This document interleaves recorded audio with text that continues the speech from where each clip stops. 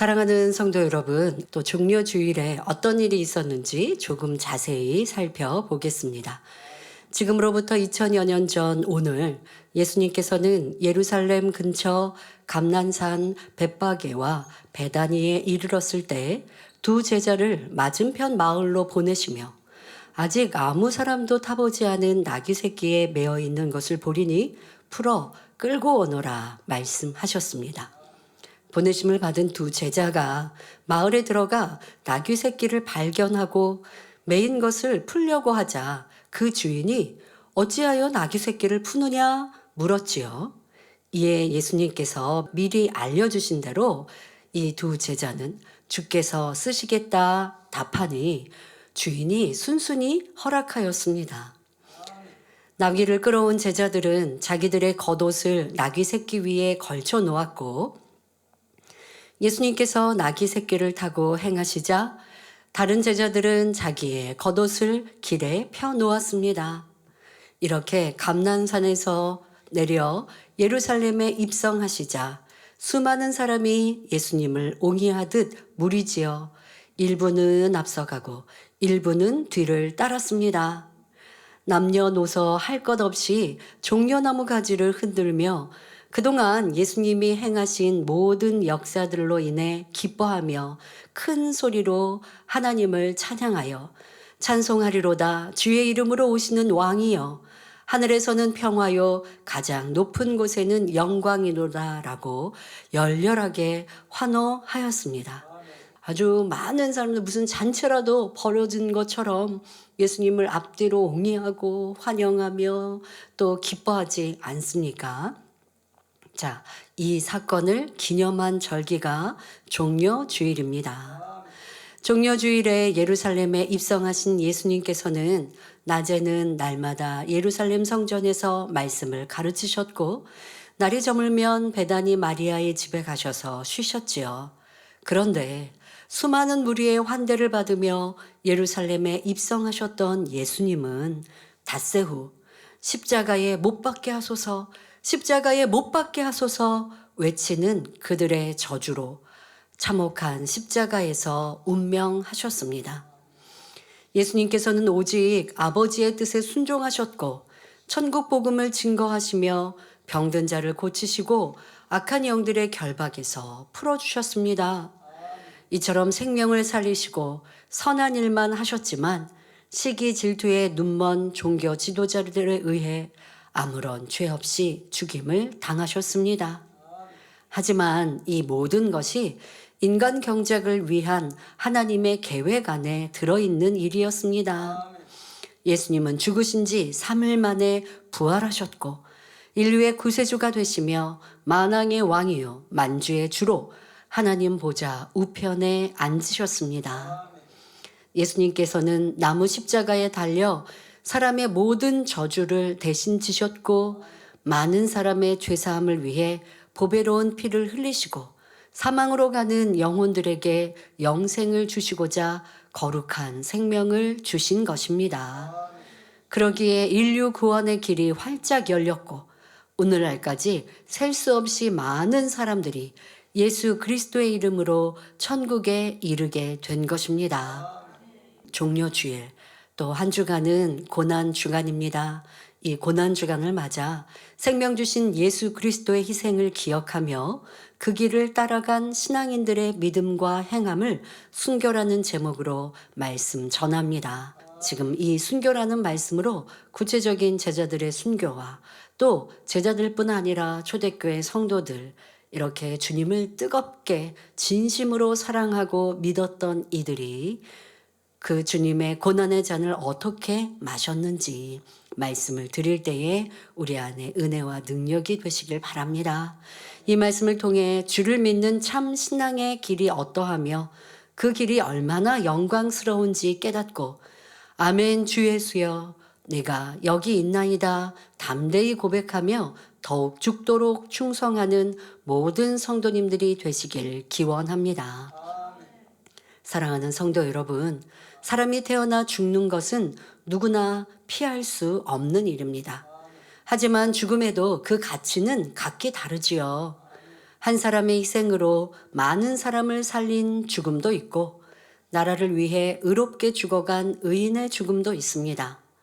대부분의 사람은 자신과 가족을 위해 살다가 평범한 죽음을 맞기도 하고 부와 명예, 권세를 위해 아둥바둥 살며 더 오래 살려고 힘써 노력하지만 결국 헛되이 죽음을 맞습니다.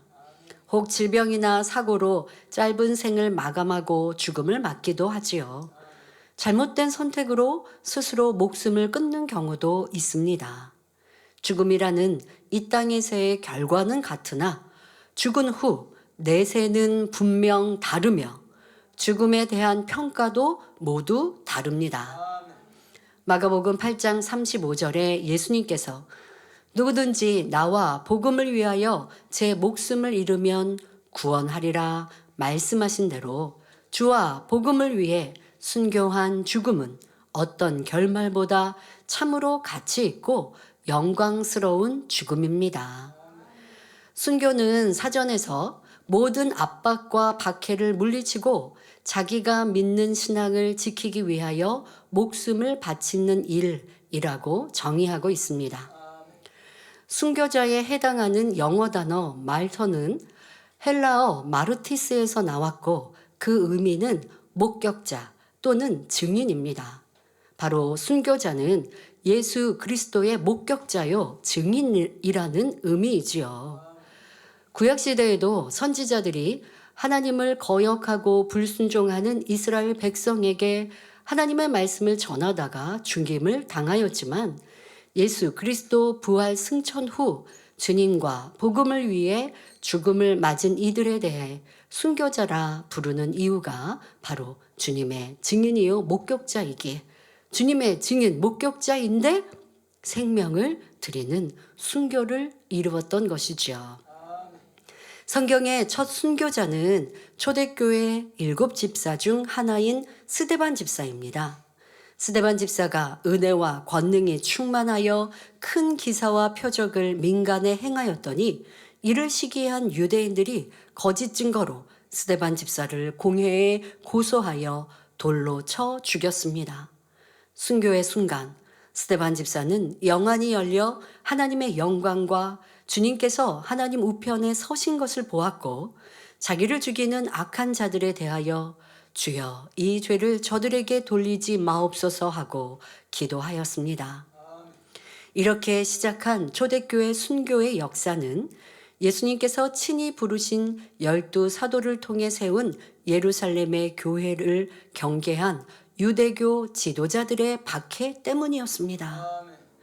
유대인들은 대대적으로 예루살렘 교회를 핍박하였고 많은 성도들이 유대 전 지역과 사마리아 땅으로 흩어져야 했습니다. 이로 인해 유대 지역만 아니라 사마리아 성에서도, 그러니까 유대인들은 이방인들이라 지역이라 여겼던 사마리아 성에서도 또 안디옥을 비롯한 이방 땅에서도 유대인 외에 수많은 헬라인들 곧 이방인들이 주님을 믿게 된 것입니다.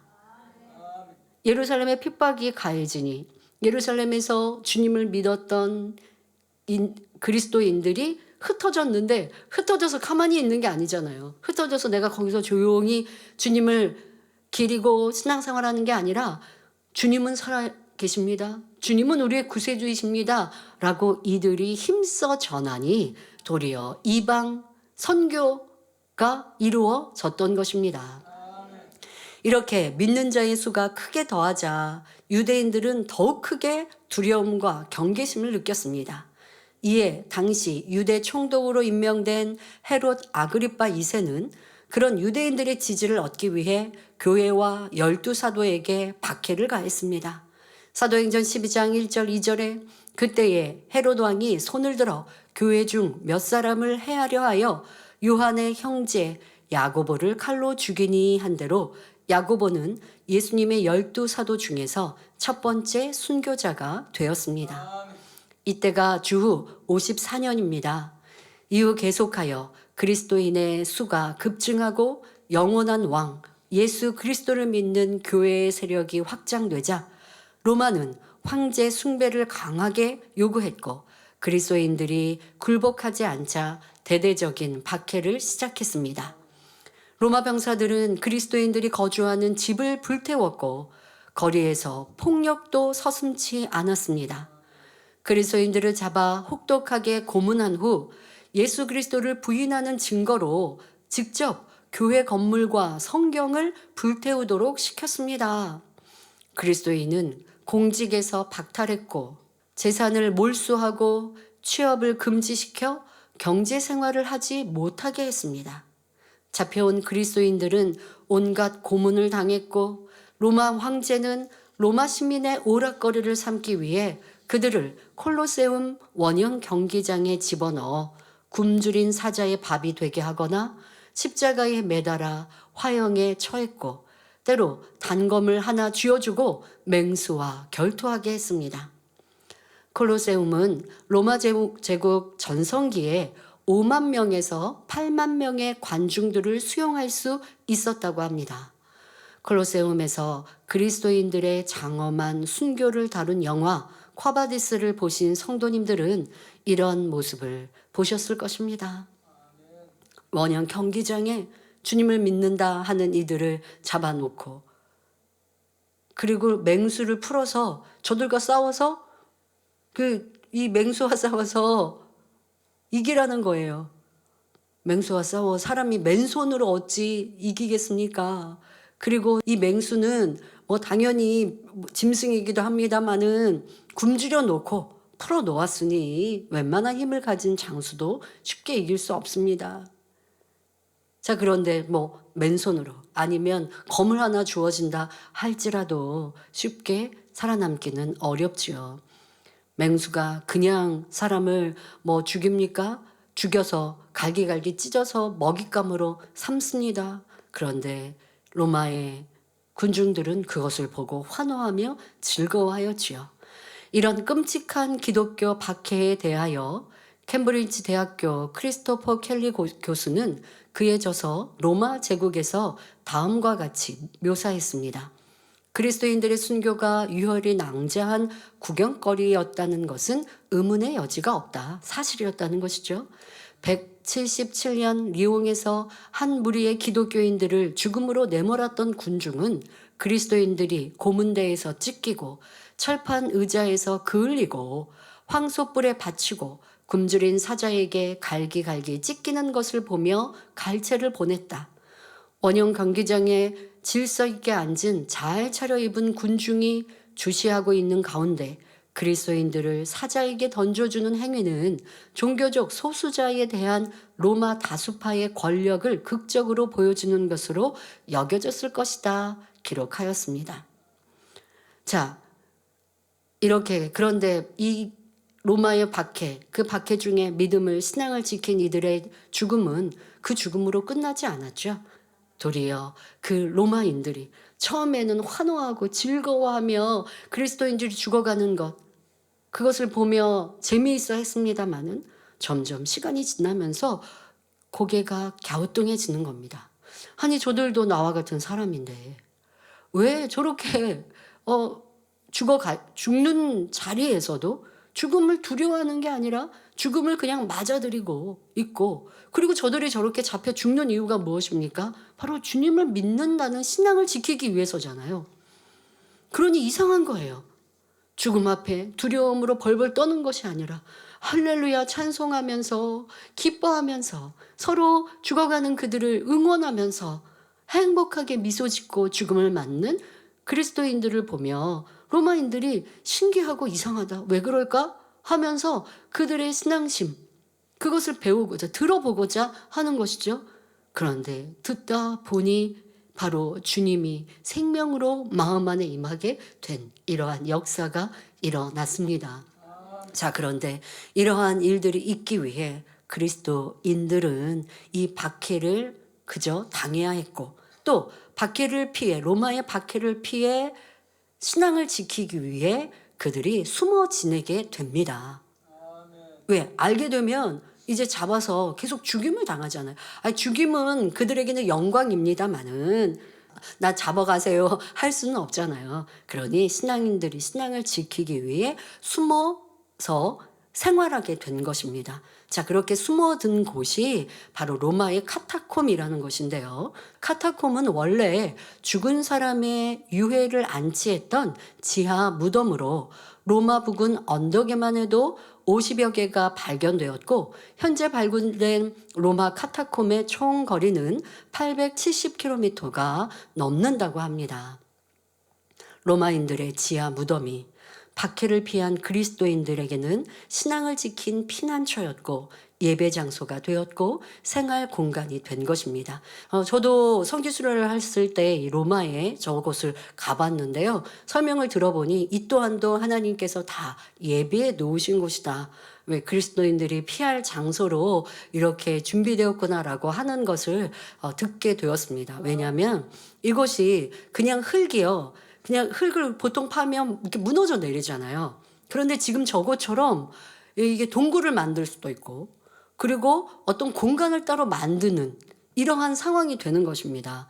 그리고 시신이 있다고 해서 거기서 부패해서 냄새가 나는 것이 아니라 아주 차가운 이런 냉기가 흐르는, 쉽게 여러분들 동굴처럼 생각하시면 돼요. 그러니까 동굴 안에서도 숨어서 생활할 수 있잖아요. 그러니까 그러한 곳으로 예비되어 있어서, 그래서 원래는 무덤인데 그곳에서 성도들이 모여들게 되고 점점 그러다 보니까 이제 생활까지 하는 상황이 되어졌습니다. 자, 그런데 아무리 그들이 이곳에서 생활한다 한들 상황이 편하겠습니까? 공기도 희박할 것이고 빛도 들어오지 않는 캄캄한 곳이죠. 또 목소리를 높일 수도 없지 않습니까?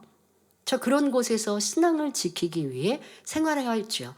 처음에야 본인들이 이제 로마 본인들의 삶 속에서 살다가 예배라든가 신앙을 기도라든가 또 가르침을 받기 위해서 이곳에 모였겠지만 점점 시간이 지나고 박해가 더 심해질수록 아예 이곳에서 생활까지 하는, 그래서 이제 이런 것을 우리가 가다 보면 여기는 기도실, 뭐 여기는 세례받는 곳, 뭐 이렇게 또 아이들이 태어나서 성장하다 보니까 이곳은 학교의 형식, 이러한 곳곳을 이 동굴 안 이곳에서도 찾아볼 수 있는 흔적이 남아 있기도 합니다. 자, 그러다 보니 이 지하 동굴에서 태어난 아기도 있지 않습니까? 당장이라도 아이를 데리고 맑은 공기를 찾아, 밝은 빛을 찾아 캄캄한 동굴 밖으로 나갈 수 있지만, 그러면 로마 병사에게 붙들려 주를 부인할 수도 있습니다. 그런데 카타콤의 성도들은 결코 그럴 수 없었습니다. 베드로전서 1장 8절 9절에 예수를 너희가 보지 못하였으나 사랑하는도다. 이제도 보지 못하나 믿고 말할 수 없는 영광스러운 즐거움으로 기뻐하니 믿음의 결국 곧 영혼의 구원을 받음이라 말씀하신 믿음이 있기 때문입니다. 이들에게는 사도들이 전해준 예수 그리스도의 십자가 사랑이 가슴 절절히 흐르고 있었고, 부활하신 주님께서 다시 오마 약속하신 말씀을 날마다 되새기며 간절히 재림의 날을 기다렸지요. 내가 직접 예수님을 또 부활하신 주님을 뵌 것은 아니지만 사도들이 전해준 그 주님의 행적과 또 부활하시고 승천하신 그 주님의 모습이 마음 안에 온전히 믿어지니 이러한 고난 속에서도 신앙을, 믿음을 지킬 수 있었던 것입니다. 그러기에 그들은 능히 카타콤에서도 기뻐했고 감사하며 신앙을 지켰습니다. 카타콤의 종교 집회를 알게 된 로마 병사들은 그리스도인들을 완전히 색출하기 위해 카타콤을 찾았지만 복잡한 카타콤의 미로에 갇혀 결국 물러날 수밖에 없었습니다. 왜? 이 초대교회 성도들이 본인들이 모이는 장소를 쉽게 찾지 못하게 하려고 다른 곳들도 미로처럼 만들어 놓은 거예요. 그러니까 이렇게 만들어진 상황, 또 이렇게 만들어 놓았기 때문에 초대교회 성도들이 숨어서 신앙생활을 할 수 있었고, 이렇게 숨어서 지낸다는 것을 로마 군사가 알게 되어서 그 지하 무덤을 찾아봤는데 쉽게 성도를 찾을 수 없는 것이죠. 그러니까 지혜롭게 그렇게 했던 것을 볼 수 있습니다. 초대교회 성도들은 이 박해를 피해서 카타콤에 있으면서 또 이제 본인들도 길을 찾아야 되잖아요.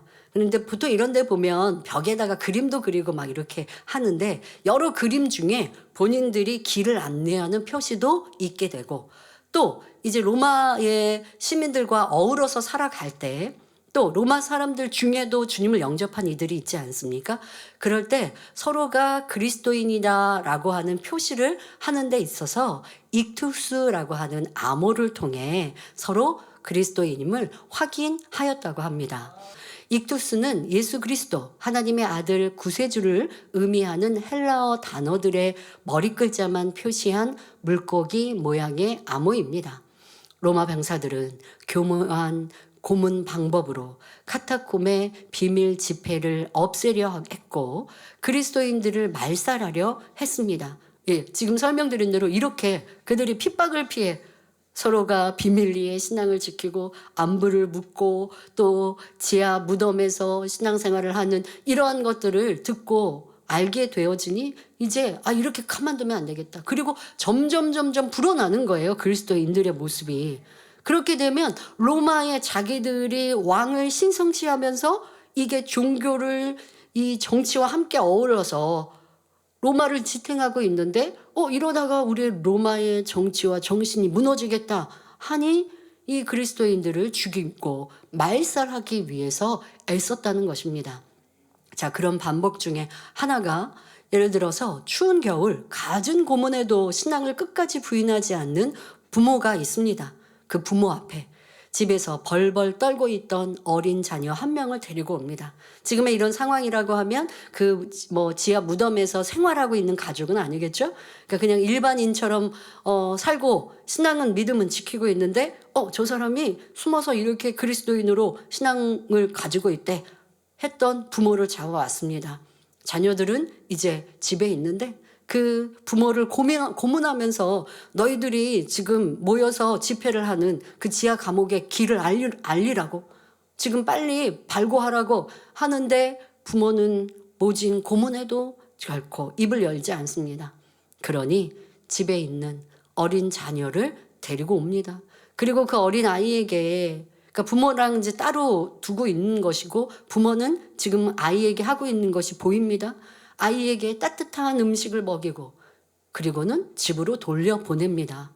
그런데 돌려보내는 그 날씨가 춥다고 춥다면서 친절하게 양가죽 털을 입혀 내보냅니다. 그런데 문제는 문 밖에 며칠 굶긴 사냥개들이 기다리고 있는 것이죠. 그리고 문 밖으로 나오는 아이에게서 양 냄새를 맡으니 이 굶주린 맹수들이 이 아이에게 달려들어 사정없이 물어뜯고 살점을 우악스럽게 먹어버립니다. 창문으로 이 모습을 보고 있는 부모는 소스라치게 놀라 울부짖으며 충격에 빠집니다. 그러면 로마 병사들은 당신의 다른 아이를 더 데려오기 전에 카타콤의 위치를 말하라고 위협합니다. 간혹 자녀를 지키려는 인간적인 정과 육의 마음에 져버린 부모는 카타콤의 위치를 알려주고 익투스 표시로 카타콤의 미로의 길잡이가 되기도 했습니다. 사랑하는 성도 여러분, 초대교회 성도들이 카타콤에서 신앙을 지키는 동안 주님의 사도들은 각자 사역지에서 한 명씩 순교를 맞이했습니다. 안드레는 그리스에서 복음을 전하다가 붙들려 X자형 십자가에 팔다리를 묶여 순교하였고 빌립은 부르기아, 현재 투르기의 지역에서 돌에 맞아 순교하였습니다. 바돌로메는 아르메니아에서 살가죽이 벗겨지는 차명을 받아 순교했습니다.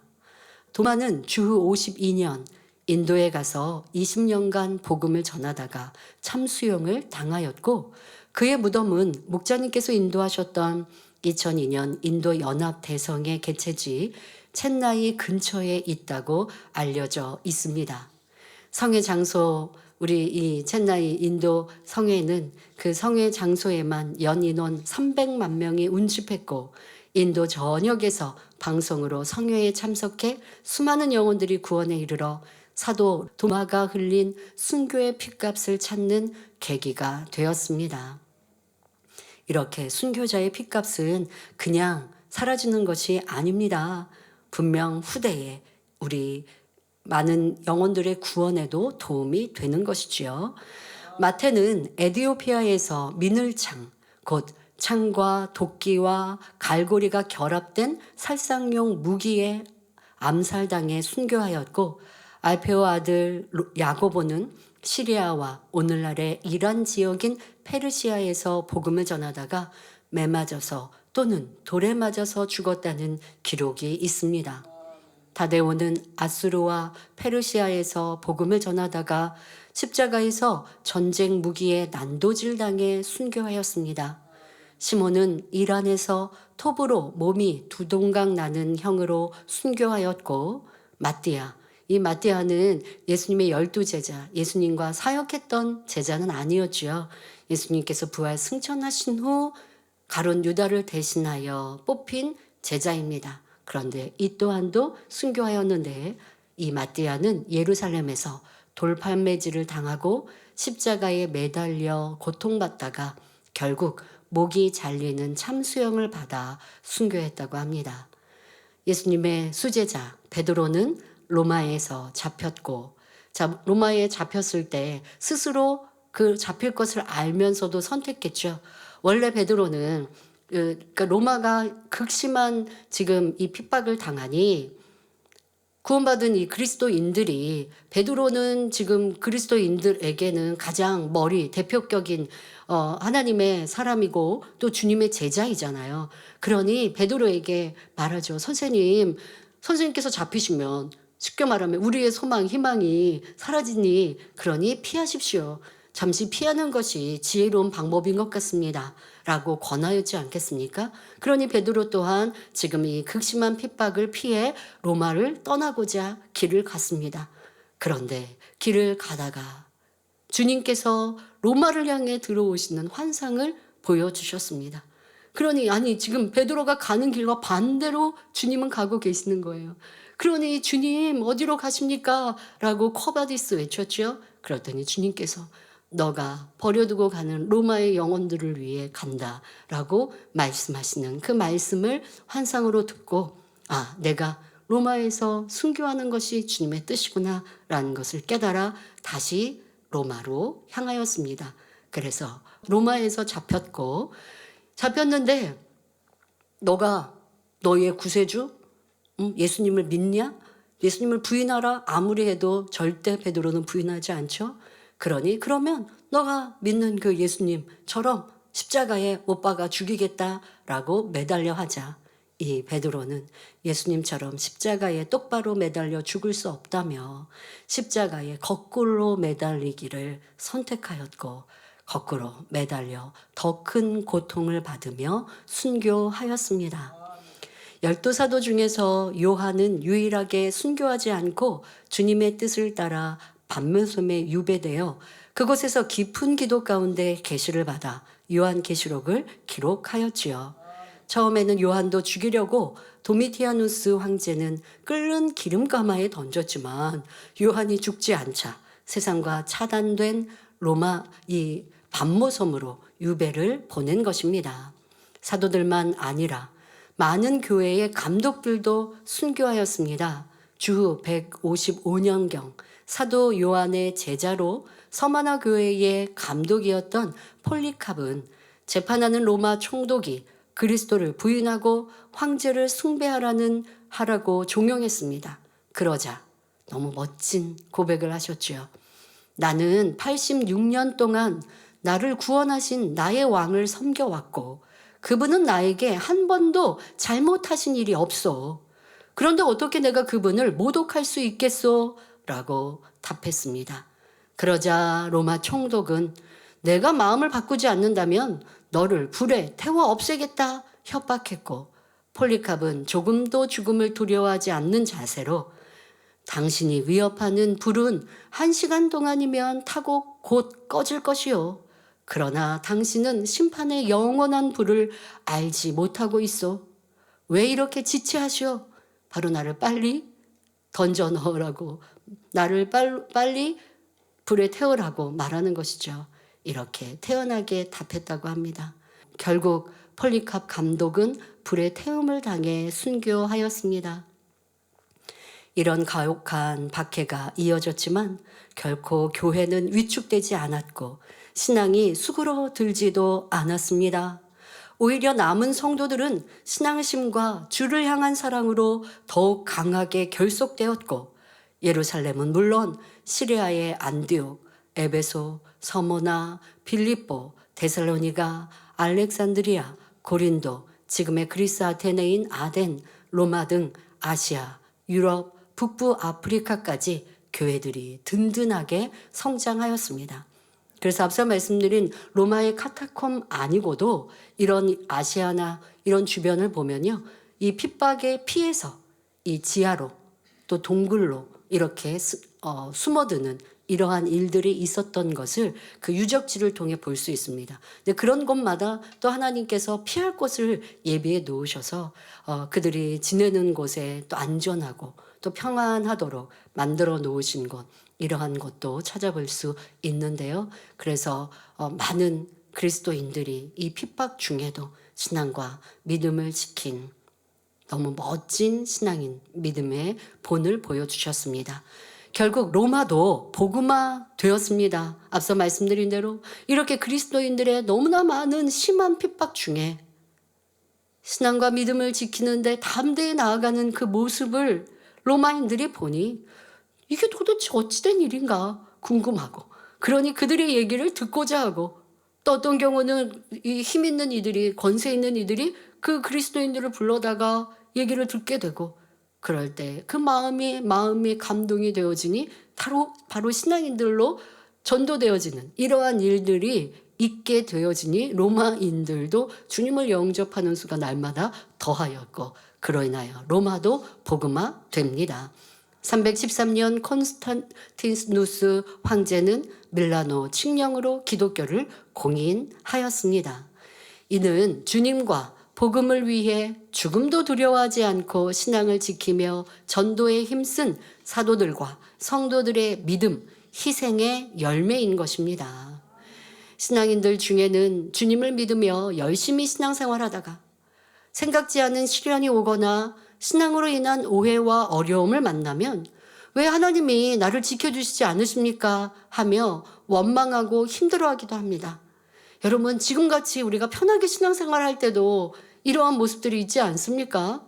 그럴 때면 여러분들 신앙생활이나 믿음을 지키다가 어려움을 당하거나 누가 나를 핍박하거나 오해하거나 하면 초대교회 성도들의 신앙을 생각해 보시라고요. 그런데 그게 아니라 힘들어, 어려워, 나 잘못한 거 없는데 라고 여러분들이 이렇게 생각했다면 내 믿음은 도대체 어느 만큼의 수준인가 살펴보아야 합니다. 그렇게 힘들어하다가 신앙을 저버리는 그러한 성도들, 그러한 경우도 있지요. 주님을 믿기에 핍박을 받은 초대교회 성도들이 이런 모습이었다면 지금의 전 세계의 복음 전파는 이루어지지 않았을 것입니다. 그러나 주님의 보혈에는 능력과 생명이 있기에 이를 중심에서 믿는 이들 안에는 죽음도 불사하는 참 믿음이 있습니다. 원수마귀는 핍박이라는 무기로 성도들의 믿음을 빼앗으려 했지만 하나님께서는 핍박을 통해 성도들에게는 영원한 천국의 무한한 상급으로, 또 이 세상에는 많은 영혼을 구원하는 공의로 역사하신 것입니다. 하나님의 일은 하나님의 사람들을 통해 이루세요. 그러니까 하나님께서 딱 나타나서 나를 믿어라 하실 수 없잖아요. 그러면 인간 경작은 끝나는 거니까. 인간 경작 중에는 하나님께서 하나님의 일을 하나님의 사람들을 통해 이루세요. 그러나 하나님의 일을 통해 이 능력으로, 권능으로, 치료와 또한 성령의 역사로 이렇게 우리 가운데 참 믿음 갖게 하시는 역사, 그런 일들뿐만 아니라 또 지금 이 핍박이라는 도구, 이건 원수마귀 사단의 역사였지만 하나님은 믿음을 지키는 그들의 순교를 통해 그 핏값을 받으시고 또 세계 선교의 아름다운 열매를 맺도록 이 공의로 채워가시는 것입니다. 그러니 우리는 어떠한 일들 앞에 왜 하나님이 이렇게 일하십니까? 하나님 왜 이렇게 역사 안 하십니까? 해서는 안 될 것이고 모든 일들의 그 깊은 뜻을 헤아릴 수 있고 또 때로는 내가 당장 알지 못하는 일이라면 묵묵히 기다리고 또 내게 기대하시는 아버지의 뜻대로 살아가면 시간이 흐른 후 모든 것이 하나님의 일하심이고 역사하심이고 우리에게 좋은 것을 주시는 사랑이었음을 알게 되죠. 괜히 성급히 말로 불평원망하다가 어려움을 자초해서는 아니 될 것입니다. 사랑하는 성도 여러분, 우리나라에도 복음이 처음 들어올 때와 또 일제강점기와 한국 전쟁을 치르면서 많은 순교의 피가 있었습니다. 한국 교회사 초창기 조선의 복음이 전해졌을 때, 여러분 이제 조선시대 한번 생각해 보세요. 이때 복음이 이제 들어왔는데 그때 어땠을까 여러분들이 한번 생각해 보시면 예수 그리스도를 믿고 신앙을 지키기 위해 또 무엇보다 십계명을 지키기 위해 조상의 제사를 거부해야 하지 않습니까? 그러다 보니 많은 이들이 조선 왕조의 박해를 받아 순교에 이르게 되었습니다. 일제강점기에는 주기철 목사님처럼 신사참배를 거부하다가 순교한 이들이 있었고 한국 전쟁 전후로는 손양원 목사님처럼 종교 자체를 말살하려던 공산당 세력에 의해 순교를 당하기도 하였습니다. 또한 우리나라 개화기에 복음을 전하러 왔던 외국인 선교사들이 박해 가운데 순교하였지요. 양화진에 있는 외국인 선교사 묘원에는 대한매일신보를 발행한 우리나라 독립을 외친 베델 선교사, 또 현재 연세대학교이죠. 예전에는 연희전문대학교였죠. 연인전문대학교를 세운 언더우드 선교사, 이화여대를 설립한 아펜젤로 선교사, 세브란스 의대를 세운 더글라스 선교사 등 500여 명의 선교사들과 그 가족들이 묻혀 있습니다. 그러니까 우리나라의 이 부흥 발전에 있어서 이 기독교 선교사들, 외국에서 오신 기독교 선교사들의 좋은 영향이 얼마나 많이 있었습니까? 또 우리나라의 발전에 있어서는 기독교인들의 기도가 큰 힘이 되었지요. 한국에서 가장 빛나는 대표적인 순교자는 주기철 목사님입니다. 목사님은 1897년 경남 창원군 웅천면에서 주현성 장로님의 넷째 아들로 태어났고 고향에서 초등교육을 받고 오산학교에 입학해 신앙만 아니라 애국심과 민족 정신을 배웠습니다. 1920년 23살에 교회 성경 공부 모임에 참석했다가 크게 은혜를 받아 신학을 결심하고 장로의 신학교에 입학했고 1925년 12월 목사 안수를 받았습니다. 1923년 신학교 2학년 시절 창원 양상읍 교회에서 부교육자로 사역하기 시작했고 이후로 부산 초량교회, 마산 문창교회, 평양 산정현교회에서 목회를 하셨습니다. 이때는 우리나라 일제 침략기였기에 정치, 경제뿐 아니라 종교에도 압박이 있었습니다. 바로 신사참배 강요였지요. 처음에 교회들은 이 신사참배는 우상 앞에 절하는 것이라고 안 된다고 반대하였습니다. 그런데 신사참배를 거부하는 성도들은 위협을 당하며 핍박을 받게 되지요. 이에 1938년 주기철 목사님이 소속되어 있던 교단에서는 일제의 강압과 회유로 가장 먼저 신사참배를 수용하는 성명서를 발표했습니다. 바로 신사참배는 우상숭배가 아니다. 정치적인 필요에 따라 또 사회적으로 이와 같은 약속이니 해도 된다라고 기독교인들에게 발표한 것이죠. 이게 맞습니까? 아니죠. 그러니 이를 반대하며 신사참배 강요에 맞서 싸우던 주기철 목사님과 신학생들은 평양경찰서에 잡혀 구속 조사를 받게 되었습니다. 이를 시작으로 여러 차례 구속되며 고문과 핍박을 받아야 했지요. 주기철 목사님은 일제 신사참배 반대 운동자 검거 시기였던, 그러니까 더 특별히 막 검거하고 하는 이런 시기 1940년 9월에 4차 네 번째 구속되었는데 이렇게 4차 구속되어 수감 생활을 하다가 1944년 건강이 악화되었고 그해 4월 21일 47세의 나이로 감옥에서 숨을 거두셨습니다.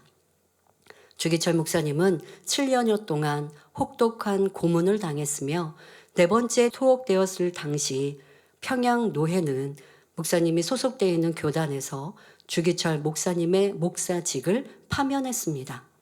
하지만 주기철 목사님은 한국 교회의 초창기 불굴의 신앙심을 보이며 그리스도인의 참 신앙의 길을 제시하였고, 더불어 국가와 교회에 대한 사랑과 불의한 자와 타협지 않는 의의 마음을 나타내 주셨습니다. 우리가 무엇에 복종하고 무엇에 저항해야 할지를 분명히 알려주시며 한국교회의 순교신앙의 힘을 깊이 각인시켜 주셨지요. 결론을 말씀드립니다. 사랑하는 성도 여러분, 주기철 목사님은 살아생전 일사각오라는 제목의 설교를 하셨다고 합니다. 자, 이 설교의 내용을 잠깐 말씀드리겠습니다. 설교에서 첫째, 예수를 따라서 일사각오하라 하시며, 예수를 버리고 사느냐, 예수를 따라 죽느냐, 예수를 버리고 사는 길은 정말 죽는 길이요, 예수를 따라 죽는 길은 정말 사는 길이다 말씀하셨습니다. 둘째, 남을 위하여 일사각오하라 하시며, 예수님의 일생은 자신을 위하여 사신 것은 하나도 없었고 순전히 남을 위해서 사셨던 일생이었다. 이 세상에 태어나심 자체가 남을 위한 것이었고 죽으심 또한 죄인을 위하심이었다. 그러므로 우리들 예수를 믿는 자들의 행위도 역시 남을 위한 희생이어야 한다 강조하셨습니다. 셋째, 부활, 진리를 위해 일사각오하라 하시며, 부활의 복음이 우리들에게 이르기까지 피로써 전하여 왔다. 로마 제국의 잔혹한 박해 아래 50만 성도가 피를 흘렸다. 로마 교황의 핍박 아래 100만 성도가 피를 뿌렸다. 우리가 읽고 있는 성경은 피로써 써졌고 피로써 전하여졌다. 피로써 전하여진 부활의 복음을 우리 또한 피로써 지키고 전하여야 한다 말씀하셨다고 합니다. 그 당시는 이제 지금 말씀드린 일제 침략기였기에 신앙과 믿음을 지키려면 핍박도 당하고 죽음도 당하니 이렇게 피로써 신앙과 믿음을 지키고 또 피로써 전도해야 한다라고 하신, 왜 그만큼 어려움을 내가 전도하다가 그 성도가 발고해버리면요, 그러면 잡히는 거예요. 서로 조용히 전도를 안 받았으면 그냥 말면 되는데, 아니면 전도를 받아서 같이 신앙생활하면 좋은데, 그런데 내가 전도했는데 상대방이 그게 싫다라고 하면 가서 일러 바치면, 그러면 전도한 사람은 잡혀가게 되는 것이죠.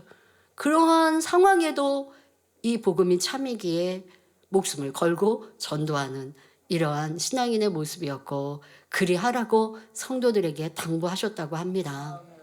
이제 목사님의 기도문 중 일부를 소개해 드립니다. 십자가의 길, 그 길은 곧 우리의 갈 길입니다. 예수의 사랑을 깨달으면 예수를 전심으로 사랑하게 될 것입니다. 이 사랑이야말로 가장 큰 문제입니다. 우리에게 무엇보다도 이 사랑이 절실히 필요합니다. 신자에게 안식일을 지키는 것이나 헌금하는 것이나 전도하는 일, 기타 내적으로 일어나는 정욕을 이기는 것은 쉬운 일이 아닙니다. 과연 그 같은 일은 우리의 힘이나 어떤 결심으로 될 수 없습니다.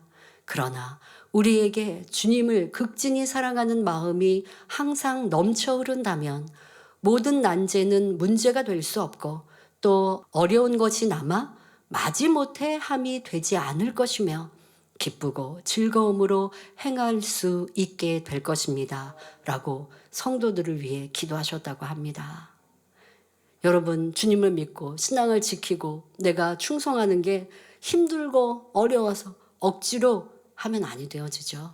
부활의 소망을 가진 우리는 기쁘고 즐겁게 어떠한 핍박과 어려움이어도 행할 수 있는데, 지금은 우리가 핍박받지 않는 때이잖아요.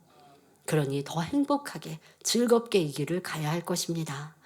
주님을 지극히 사랑했던 주의 사도들과 제자들, 초대교회 성도들과 카타콤의 성도들, 한국교회 초창기 사역자들은 주님과 복음을 위해 기꺼이 순교에 이를 수 있었습니다.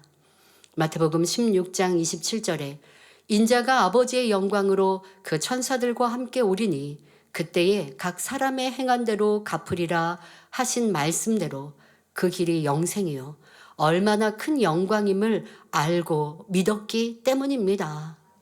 우리에게 주어진 이 땅의 삶을 세상 명예와 권세, 부와 잠시 잠깐의 행복을 위해 사느냐?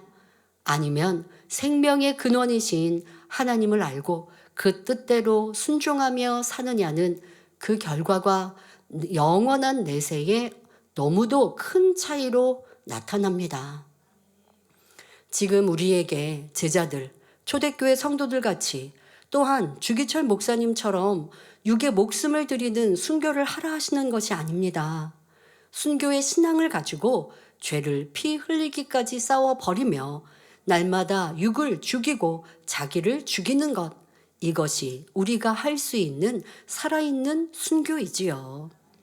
오늘날 우리가 편안히 신앙생활하는 것에 진심으로 감사하고 더 힘써 영과 온영을 향해 또한 영혼 구원을 위해 사명 감당에 힘쓰는 성도님들이 되시길 바랍니다. 지금 우리가 편안한 신앙생활, 이 종교의 자유가 있는 이 때에는 도리어 편안함이 우리의 신앙을 막아버리는 일이 되죠. 너무 편안하다 보니까 도리어 어떠한 핍박이 있거나 괴로움이 있거나 매임이 있으면 더 신앙을 지키기 위해 애절하고 이렇게 믿음을 지키기 위해 하나님께 기도할 터인데 신앙을 지켜가는 것이 더 편안해요. 어떤 어려움이 없어요. 제재가 없어요. 그러다 보니 점점점 게을러지고 또 세상은 너무 좋은 것들이 많다 보니 그런 것에서 내 마음을 빼앗겨서 신앙과 믿음을 지키지 못하는 이들이 얼마나 많은지요. 자, 그런데 여러분들, 우리의 삶이 너무 평안하고 안전하다 보니 그냥 이 삶의 안주에서 내일로 미루면서 교회만 왔다 갔다 한들 어찌 이 신앙을 믿음이라 하며 또 어떠한 믿음, 겨우 구원받는 믿음에 머물러 있다면 내가 정말 주님을 사랑하는가 생각해 볼 수 있지 않습니까?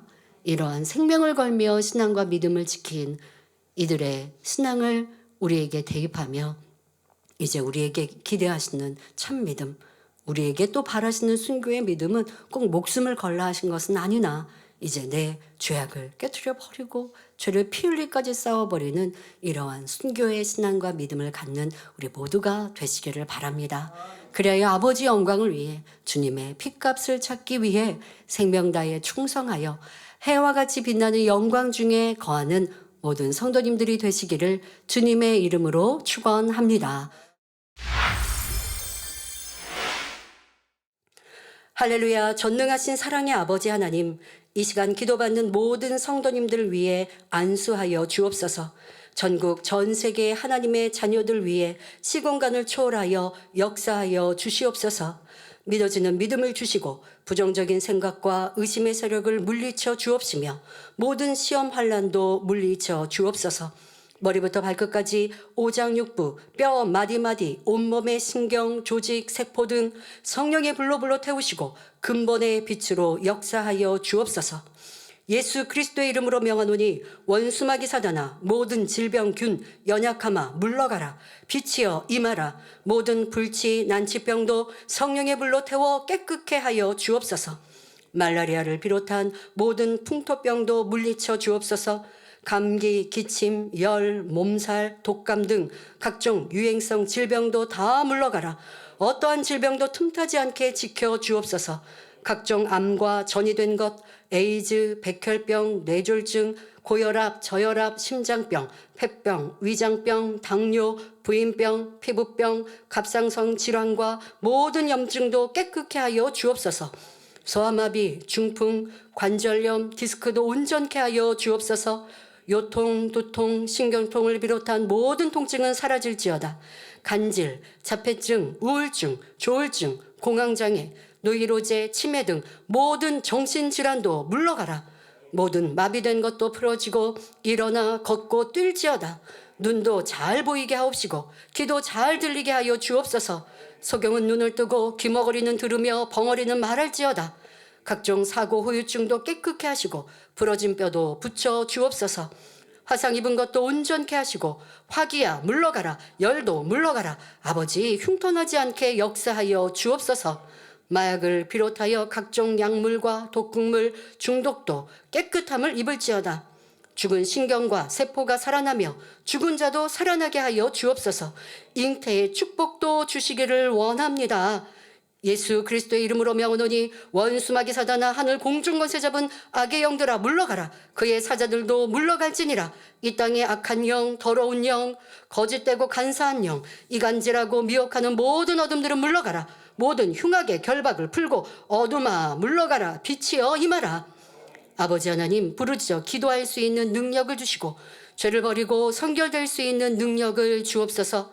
영혼이 잘됨같이 범사에 잘되게 하시고 가정의 복음화도 이루어 주시기를 원합니다. 한 주간도 모든 사고와 재앙으로부터 지켜주시고 불통이 없는 형통한 삶을 살 수 있도록 축복해 주옵소서. 성령의 불담으로 천군 천사와 주님의 불꽃 같은 눈동자로 모든 하나님의 자녀들과 가정, 일터, 사업터를 지켜주시기를 원합니다. 학생들에게 지혜와 명철을 더하시고 공부할 수 있는 뜨거운 마음과 열정도 더하여 주옵소서. 마음과 생각을 세상에 빼앗기지 않도록 지켜주시고 하나님을 뜨겁게 사랑하는 학생들로 축복하여 주시옵소서. 하나님의 자녀들이 먹으나 마시나 입으나 무엇을 하든지 하나님 앞에 영광 돌리는 삶이 되게 축복하여 주시기를 원합니다.